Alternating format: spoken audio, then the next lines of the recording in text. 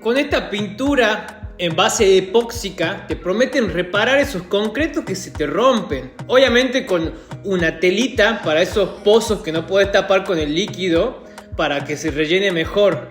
¿Ustedes qué piensan? ¿La comprarían? Con esa fibra de vidrio queda bastante sólido cuando se endurece. La verdad que me parece una solución bastante económica como para no romper la pared ni llamar a un albañil y tapar toda esa fisura.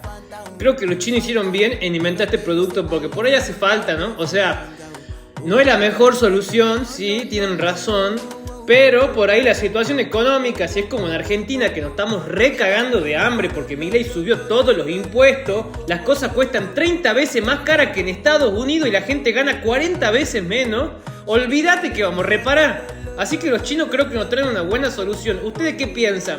¿Están tan cagados como yo en Argentina o lo repararían como corresponde? Yo compraría esto.